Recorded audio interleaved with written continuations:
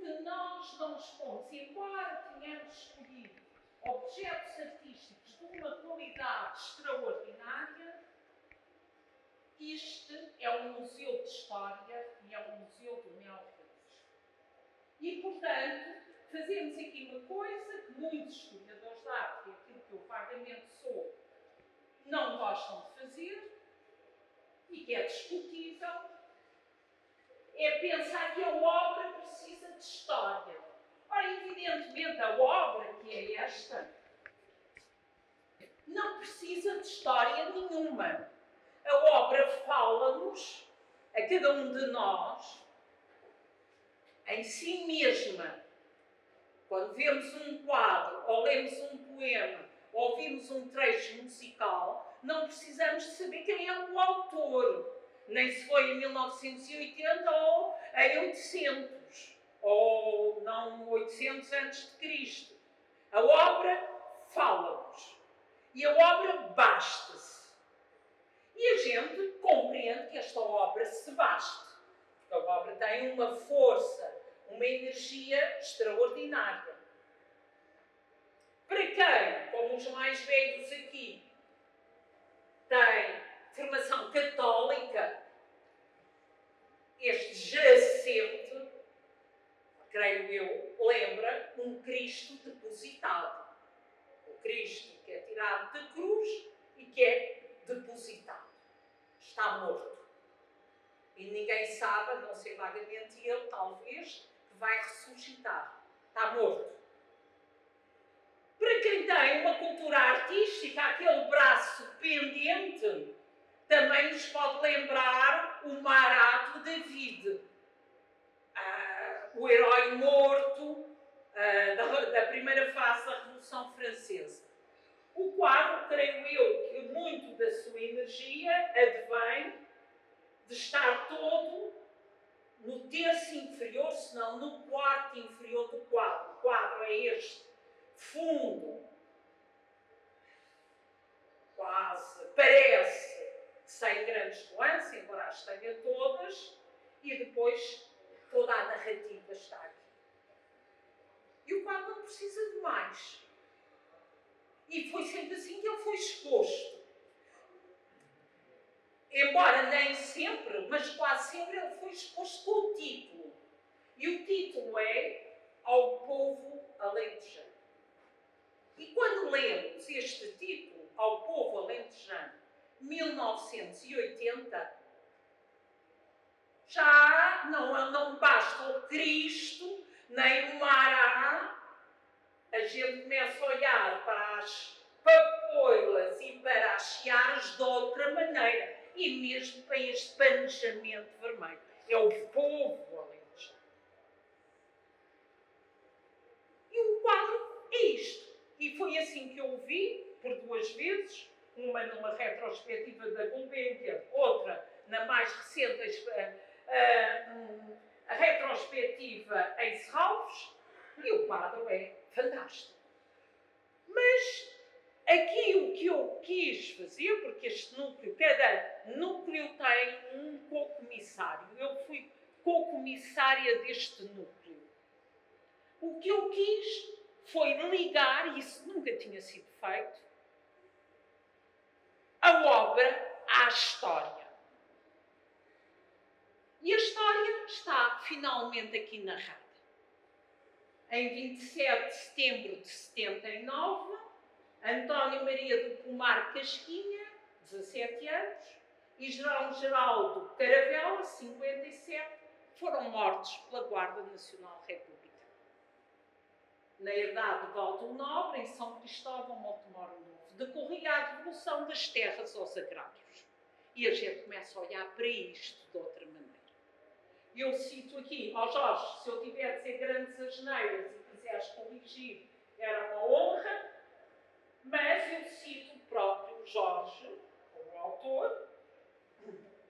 O pintor Jorge Pinheiro estava em Paris e, perante a notícia, decidiu, e eu cito, era preciso fazer alguma coisa.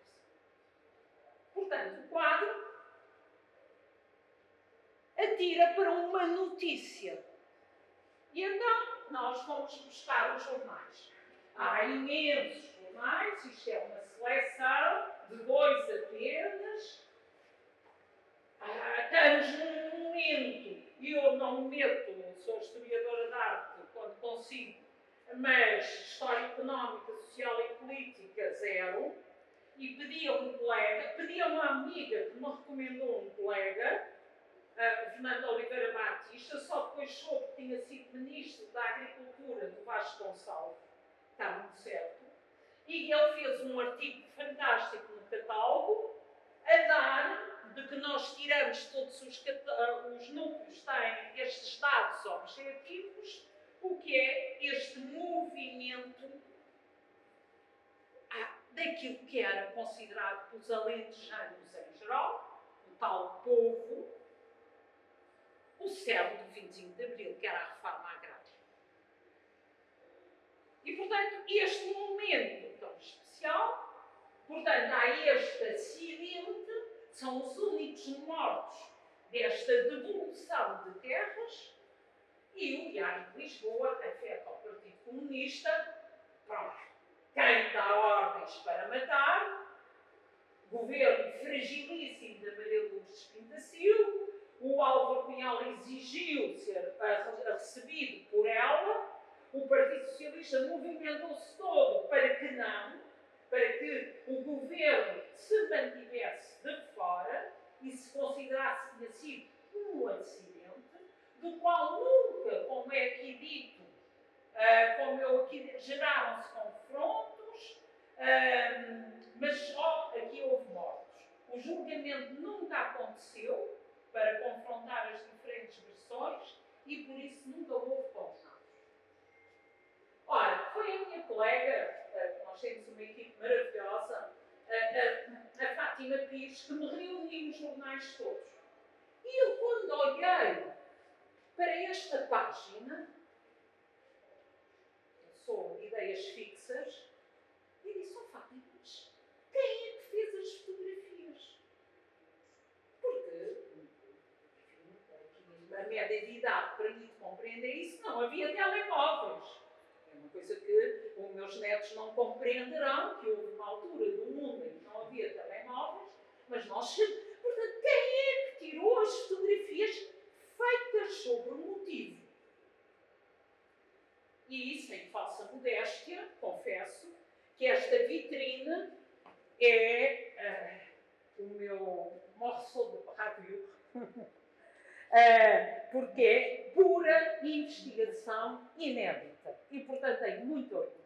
Depois de chatear quase o mundo inteiro, cheguei ao Mário Marnoto.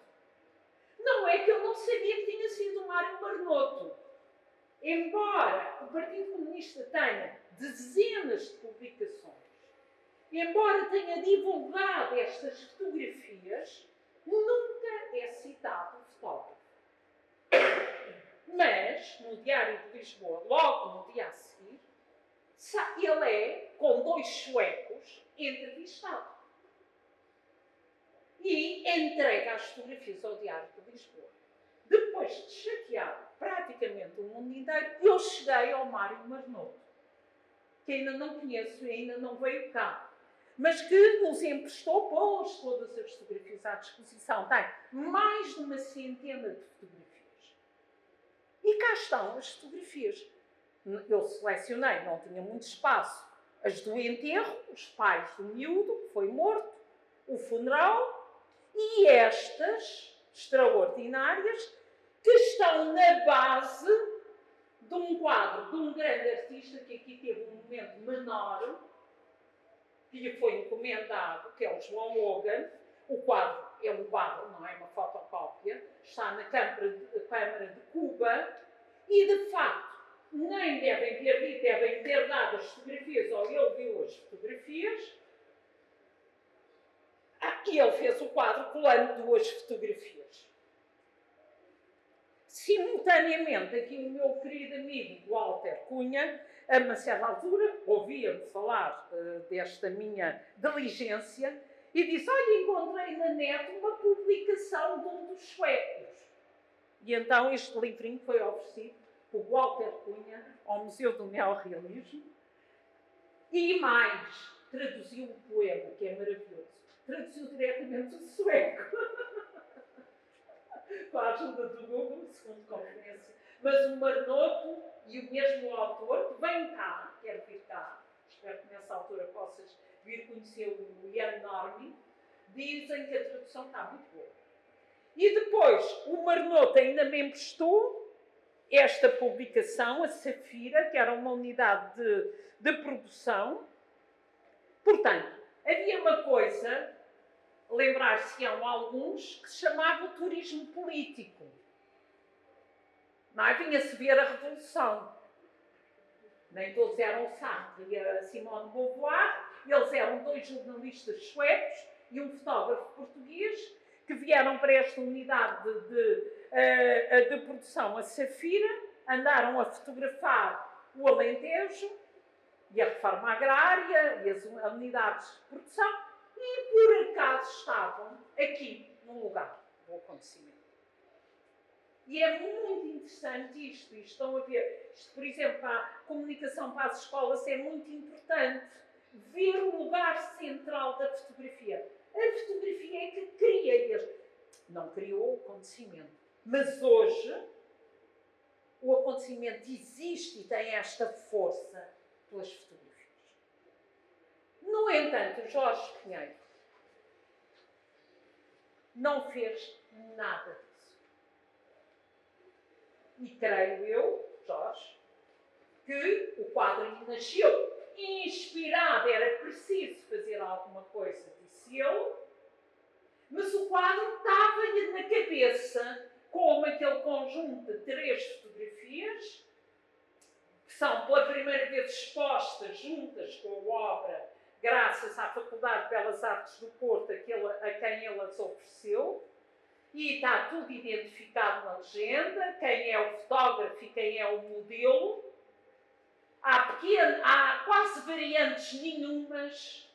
O que ele transforma este ruído da história de sofrimento e braços no ar numa alegria até esfriado por ele. Jorge, não queres dizer nada?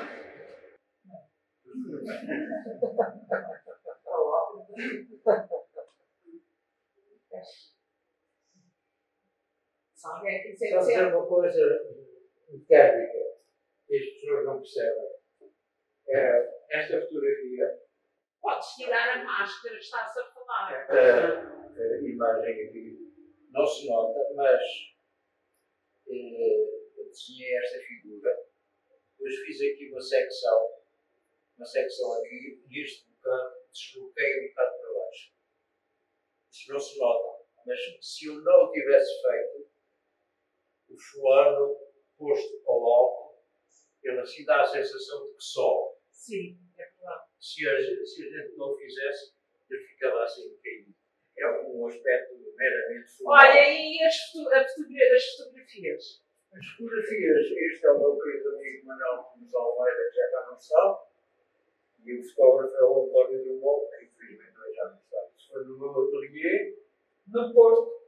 no Porto, em cima do estirador, sem papas nenhuma em governo de galhofa. É assim. Portanto, mas sabias como é que querias que ele se pusesse? Não foi discutido como é que ele se ia pôr, sabias? Não sei. Já Não sei porque é que o café é caro. Ainda hoje não sei porque é que o café é caro. Tem uma importância fundamental em termos iconográficos e eu não sei. Não sei. O Freud explicará. O resto sei. Isto é o braço de mar do David e de Cisvério. E isto é o bairro literário possível das fatores. E o resto.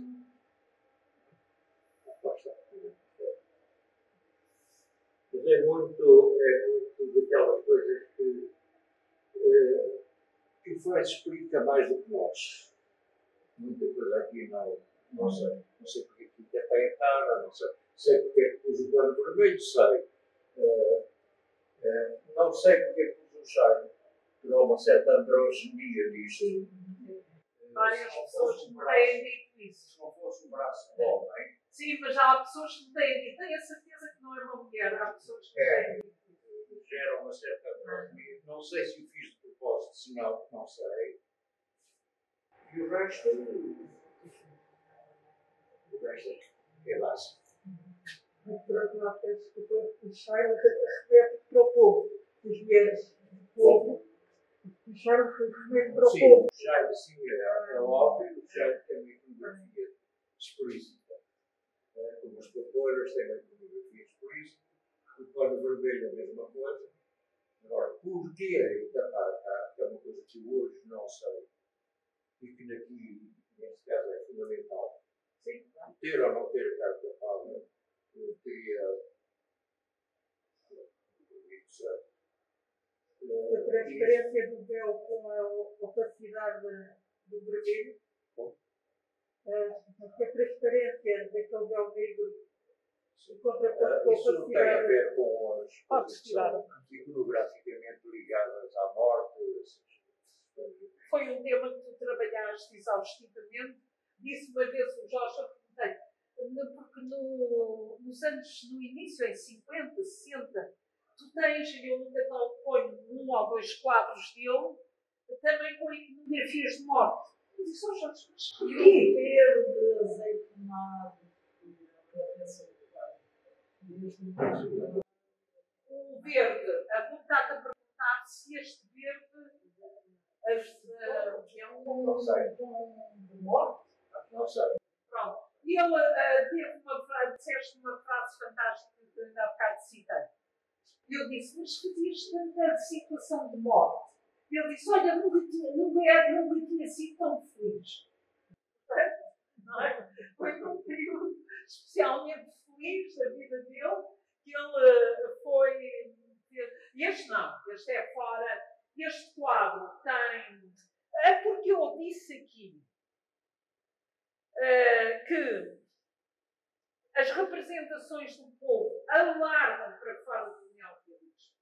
Mas o Jorge, na verdade, no início da sua carreira e até aqui, e na verdade se calhar sempre, é aquilo que se chamava, os mais novos não sabem, companhão de Ruth. Portanto, ele fala no partido.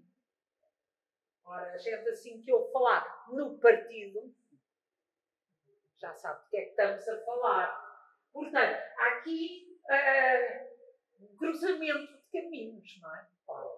Era o tal, tu andavas de volta de quereres fazer uma pintura sobre a Catarina Eufémia, que nunca saiu, mas fizeste muitos desenhos maravilhosos. Eu quis, mas nunca consegui. Não sei se ainda é mais complexo do que este. Pois. Em termos Ainda vais fazer. Ainda vais de fazer. uma complexidade enorme. Eu consegui muitos processos. Mas não achas mal o quadro em situação? Eu ainda não li isto, estou ansioso por ver estas fotografias todas. Ainda não vi nada, ainda não tinha visto isto.